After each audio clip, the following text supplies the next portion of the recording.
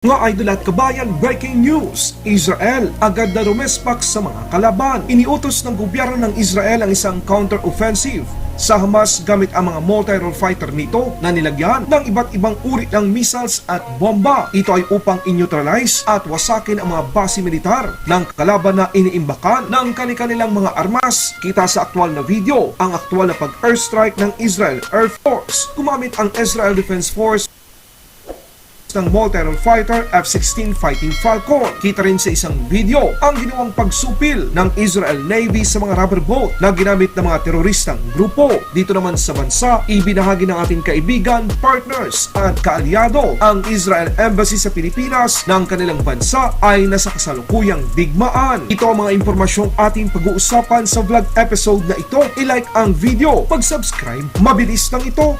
Promise! Matapos umatake ng Hamas sa Israel, agad na naglunsad ng operasyon ang Israel bilang counter-offensive nito. Tinawag ng Israel ang misyon bilang in-quote Operation Swords of Iron & Matapang na sinabi ng Israel Prime Minister na wala itong pakialam kung ang pangalan ng nasabing operasyon ay masakit sa pandinig ng iba. Ang mahalaga para sa kanya ay ang gagawing counter-offensive. מדינת ישראל נמצאת במלחמה. היעד הראשון שלנו הוא קודם כל לתאר את השטח מכוחות האויב שחדרו פנימה ולהשיב את שקט ליישובים שהותקפו. היעד השני במקביל הוא לגבות מחיר עצום מהאויב גם ברצועת עזה. היעד השלישי הוא לבצר זירות אחרות כדי שאיש לא יטעה ויעשה את הטעות להצטרף למלחמה הזאת. אנחנו במלחמה צריך לשמור על קור רוח. אני קורא לכל אזרחי ישראל להתאחד כדי להשיג את היעד העליון שלנו, ניצחון במלחמה. Naglabas ng mensahe ang Israel Defense Force sa mga sibilyan ng Gaza na umalis sa kanilang mga tahanan. Okay, magandang morning guys. So guys, ito pong nangyayari po sa Israel, no? Grabe na po ito nangyayari sa ating mundo, no guys. Talagang ito, hindi po natin maiwasang bigyan po ng content, reaction po itong nangyayari pong resback po ng Israel diyan po sa bansa po ng Palestine. So ito po guys, kung napanood niyo na po yung ibang mga balita, siguro naman na napanood niyo na po na kaya po rumesback po itong mga Israelites, syempre po na surprise attack po sila ng mga Palestinian, especially yung Hamas po, no. So kung bibigyan niyo po ng kung napapanood niyo po yung ibang mga balita tungkol dito, actually matagal na pong labanan po ito, no. Posibleng po ito, yung mga lahi-lahi na po yung labanan nila. Kahit po sa Bible po, no, matagal na po silang hindi nagkakasundo ito pong bansa na ito, no. Anyway, kanya-kanya po tayong no. Kailangan po nating i-research din po ito para at least aware po tayo sa nangyayari po dito. Tsaka tayo, wala naman po tayong magagawa kung sa Pilipinas, kundi ang siyempre pag-pray din po natin, pagdasal natin na magkaroon po ng isang araw po magkaroon po ng kapayapaan po ito, no. So yung kung mapapanood po nyo sa ibang mga balita, especially mga ibang YouTuber research, so actually kung di po nagkakamali, mga early 1970s talaga nagkaroon na po ng labanan po dito sa Israel. Maraming bansa po ang lumusob sa kanila. Yung Egyptian, di ba? Yung mga basta yung karatig bansa diyan, matagal na po naglalabanan yan. So ito parang naulit na naman, no. Siyempre surprise attack ang ginawa po sa kanila guys, no. So kahit naman po sa banal na kasulatan, especially kung ang pagbabasehan po yung Old Testament era, no po, kung anong ginawa mo sa kapwa mo, yun din ang gagawin sa iyo. So parang ang pamamaraan po ng, para sa akin lang guys, ang pamamaraan po ng mga ibang bansa diyan sa katabi ng Israel, po Old Testament strategy po sila, parang ganun magagantihan na lang po talaga nangyayari sa kanila. So nawawala na yung talagang pagmamahal sa kapwa. At saka imagine niyo guys, no, Ah, kung mapapanood niyo po ito mamaya, no, i-play natin yung mga sinabi po nung nung ah, mataas na opisyal po ng Israel na kasi po nung nag-surprise attack po sila, ang binanatan kasi nila mga bata at saka yung mga kababaihan.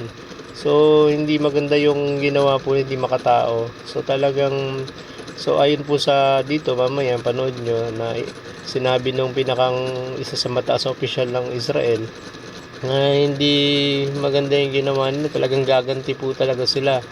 Ah, talagang ibibigay po nila talaga yung dapat na ganti po, no, maipagtanggol po nila, maibibigyan po nila ng katarungan yung mga namatay. So anyway, eye for an eye, eye for an eye po mangyayari nito, tooth for a tooth. Talagang Old Testament pa rin yung datingan nila, no. Anyway, hindi po natin masisi yung mga official po ng sandatang lakas po ng Israel po, no guys.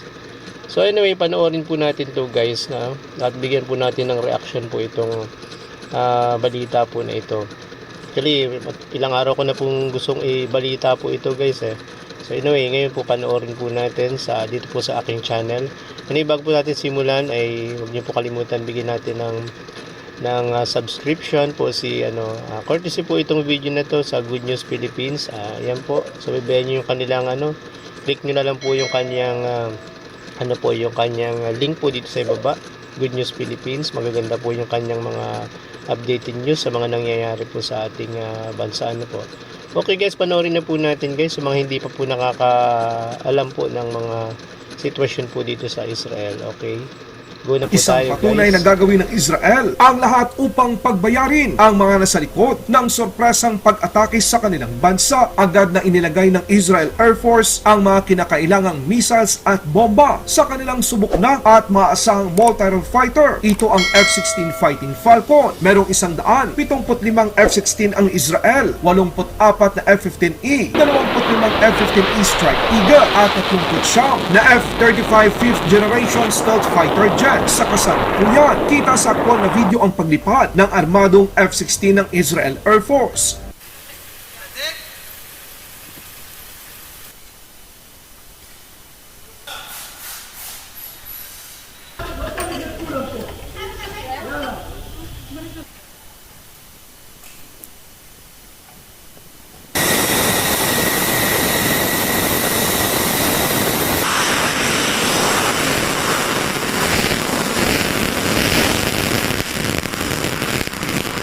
Dito na sunod-sunod ang lunsad ng airstrike ang Israel sa isa sa napakahalagang gusali para sa Hamas. Ito ang tinatawag nilang Palestine Tower sa Gaza Strip na ayon sa ulat, ito ay ginagamit ng Hamas bilang imbaka ng mga armas at dito ginaganap ang mga pagpaplano para sa kanilang operasyon. Dito natin makikita kung gaano kahalaga ang mga multi-role fighter dahil mas mabilis na ma-neutralize nito ang mga ginagamit ng kalaban sa kanilang opensiba.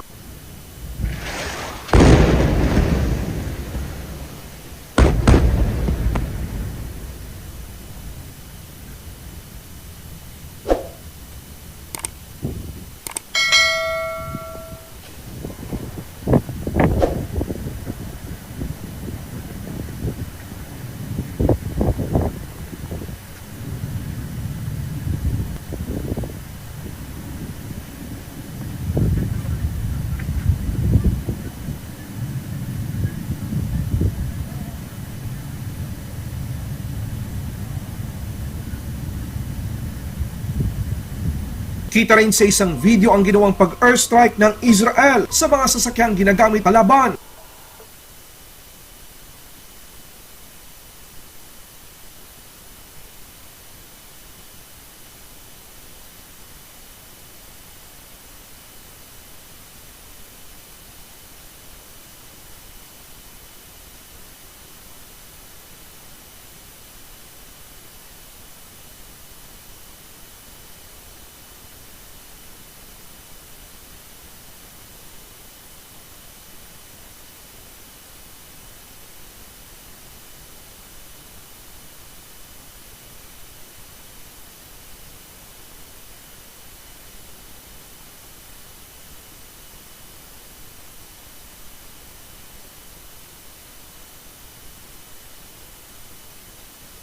Dagdag pa dito, hindi rin pinalampas ng Israel Navy ang mga rubber boat na ginamit ng Hamas sa pagtangkang makapasok sa kanilang baybayin.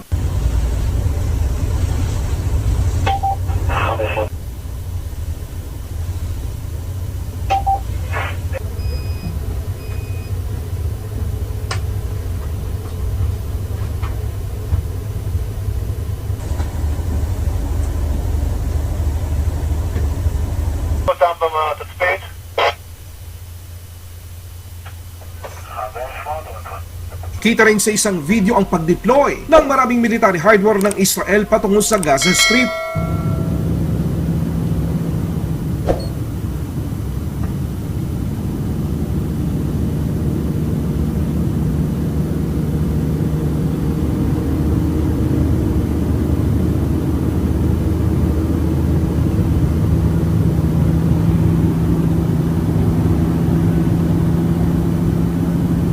Matapos makipag-usap ni President Biden kay Prime Minister Netanyahu, naglabas ng pahayag ang Estados Unidos na walang ibang mga bansa, grupo o organisasyon ang siyang magtatangkang makialam sa sigalot sa Israel. Kahit dito sa Pilipinas, ramdam natin ang sakit sa mga pangyayaring ito, lalo't isa sa mga kaibigan, partners at kaalyado natin ang Israel. At napakadaming mga kababayan natin ang siyang nandoon para maghanap buhay, para maiahon ang kanilang bawat pamilya dito sa Pilipinas. Ayon sa Embahada ng Israel dito sa Pilipinas, and I quote, "Our families, our OFW, we stand with you." Unquote. Ibinahagi din ng Embahada ng Israel dito sa Pilipinas ang mismong post ng kanilang bansa. And I quote, "We are at war. We will protect our citizens. We will not give in to terror. We will make sure that those who harm innocents pay a heavy price." Unquote. Ipinakita rin ng IDF o Israel Defense Force ang pag-deploy. So ito nga guys, no, talagang dineclare na po ng talagang nagdesisyon na po yung mga sandatang lakas po ng Israel na talagang pagbabayaran po ng mga grupo na ano po yung dumusob po sa kanila. Yan po yung Hamas, no, at yung mga tao sa likod nito ay pagbabayarin po talaga nila. At totoo lang guys, so kung ito po sa aking video, makita po sa screen, kaya po ito yung ginawa ko pong content, yung may second coming, kasi po itong kung biblical po pag-uusapan, kasi po ito po yung isa sa mga sign, no, alam naman natin mga nangyayari po sa hula po sa Bible, ito po mga gera-gera po ng bansa. Nagsimula po ito ng World War I pa, no, 19th century, hanggang umabot po hanggang ngayon. So yung mga gera-gera pong yan, sinyalis po yan ng second coming po ng ating Diyos na tagapagligtas, or ang ating Messiah, no. So para sa akin guys, itong kung titingnan niyo po yung situation po dito, actually magkakalaban po dito, gaya po ng iba kong mga sinabi sa aking mga video po, na ang labanan po yung ngayon ng ng mga paniniwala, no, yung mga ideological battle po nangyayari ngayon. So hindi lang po ito usaping personal, no. Posible nga po may nagsasabi nga na sa iba po mga vlogger na nating kapatid, na sa research nila ito po yung mga lahi-lahi na, kumbaga yung mga nakaraan, mga pinag-aawayan po nila. Kahit di ba sa Bible yung David and Goliath, no, Palestinian po yung kalaban ng mga nila David, no. So yun po guys, masyadong mahaba na yung, actually yung kung panahon pa ni Goliath, di ba parang ano pa yun, nasa ano pa siya, yung parang nasa Old Testament era pa yun, di ba? So napakatagal na po ng, para sa akin yung paniniwala po ito, no? Kasi yung kung biblical po, ang Old Testament po, ano po yan, kung sa Bible po nasa almost nasa 4,000 years na yan, biblical, no? So kasi way back 2000, yan po ay panahon ni Jesus Christ. Kung ibabalik pa po natin another 2,000, panahon po ni Moses yan. O di ba yung ganun. Hindi lampas pa po itong panahon na ito, no? Yung kumbaga hindi pagkakaunawaan po ng Palestinian at saka yung Israel, anyway. marami na pong nakakaalam niya, no, sa atin. Aware na tayo dyan tungkol sa mga hindi nila pagkakaunawaan. So umabot po siya hanggang sa ngayon. So ito pong sa second coming era, no. So ako totoo lang, naniniwala ba kayo sa second coming po ng ating Messiah, no? Talagang kasi ano po tayo, hindi na tayo panahon ng gospel. Panahon na po tayo ng revelation. Ibig sabihin, ito po yung time wherein marami pong i-reveal sa atin ang Diyos na lumikha ng mundong ito sa iba-ibang larangan, no? Sa larangan po ng science, may i-reveal po siya. Sa larangan po ng technology, i-reveal po niya. Mapapansin nyo guys, itong mundo natin, hindi naman po malamang talagang alam hindi naman gumagawa sigad ng isang bagay na hindi niya alam, no? Ang may problema lang dito sa mundong to, hindi naman yung mga nilikha ng Diyos na nakikita natin eh. Kumbaga yung lahat po ng creation, nilikha ng Diyos sa buong mundo to ay nagpa-follow po according sa kanyang mga batas at saka prinsipyo, kagaya po ng environment, no? Yung mga kalikasan, no? Sige. Yan po yung kagaya po ng ibang mga binabanggit ko sa aking mga video. So lahat po ng mga creation ni God dito sa mundo, including po yung heavenly bodies dyan sa kalawakan, nagko-follow po siya according sa law of kumbaga universal law talaga ng Diyos na lumikha. So tayo lang mga tao, masyado tayong naabuso natin yung ating freedom. Kung ano yung tumakbo sa ating utak, yun lang ang sinusunod ng mga tao, no? Kumbaga wala tayong perfect give and take action sa lumikha ng mundong to, no? Yan yung paulit-ulit na sinasabi ni Jesus Christ 2,000 years ago na, di ba yung sabi niya, be perfect as your Father in heaven is perfect, no? So ito sa aking sa screen po, makita niyo po, nilagyan ko po ng John 8:31-32, yung truth will set us free. So yan po, pag ang katotohanan po talaga ng Diyos ang kailangan pong ibaba dito sa ating mundo, especially sa ating pamahalaan, ang divine truth po ng Diyos sa lumikha, ang kailangan po nating maging pamantayan para magkakaroon po ng pagkakaisa.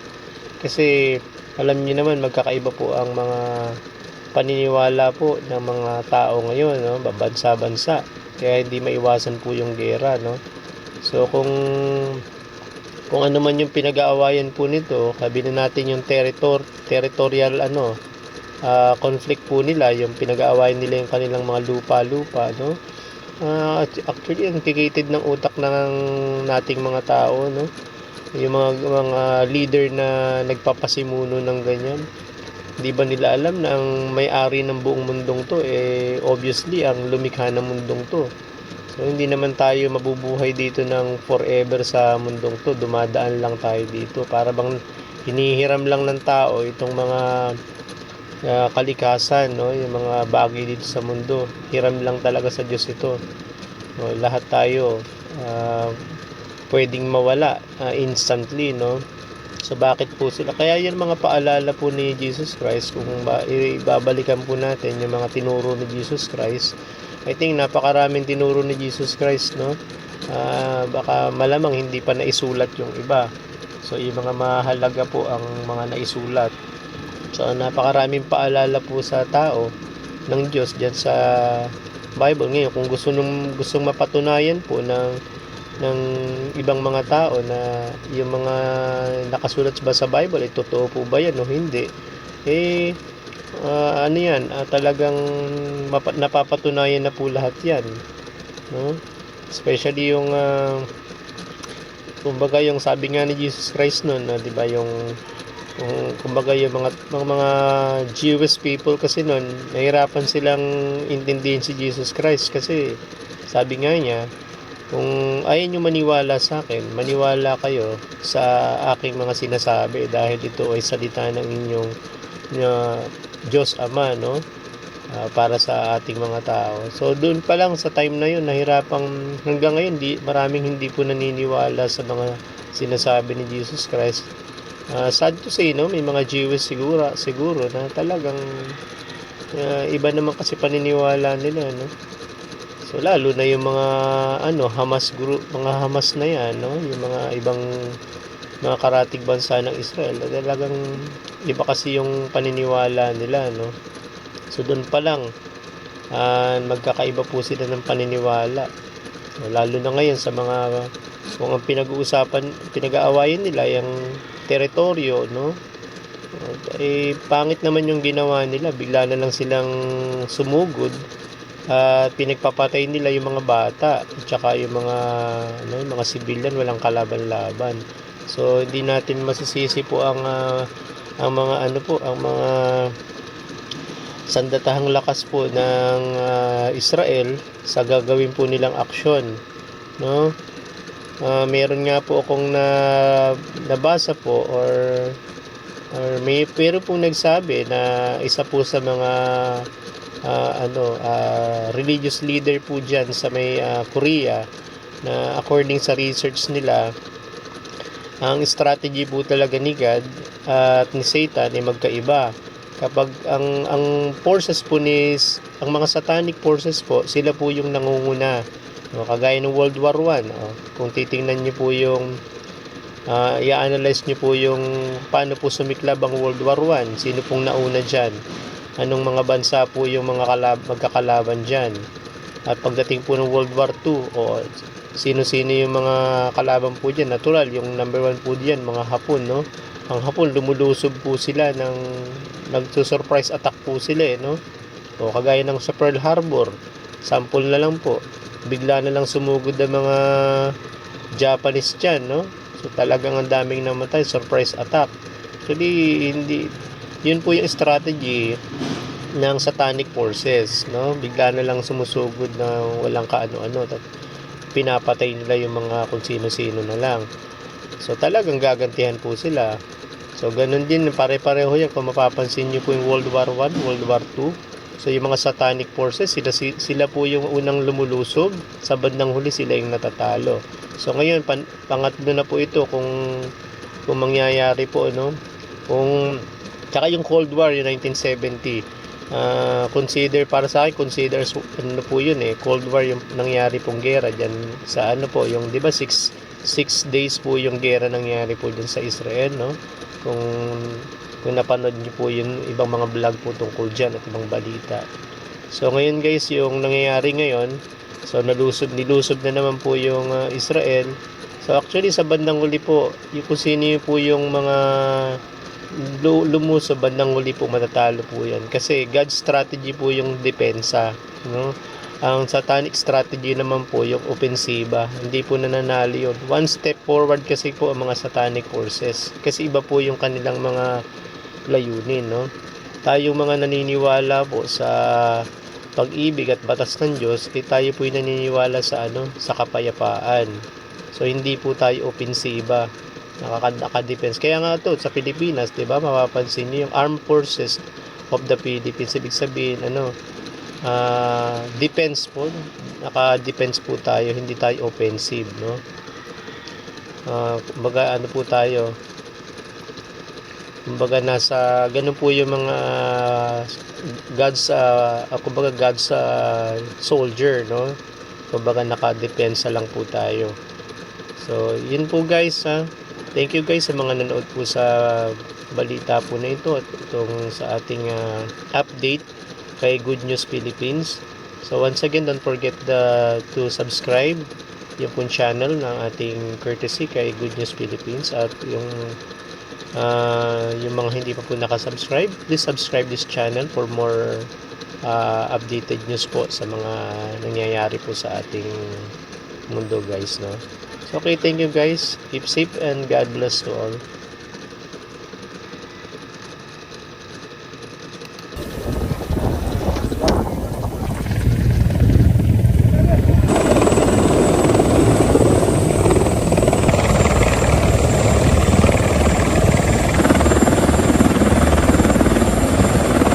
Kita rin sa isang video ang pagdating ng dating Israel Prime Minister Naftali Bennett bilang isa din sa mga reservist upang magsilbi sa kanilang bansa kasama ang Israel Defense Force.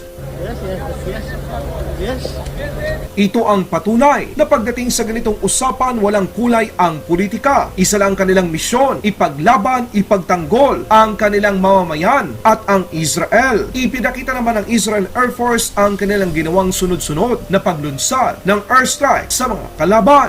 Laban Pinas.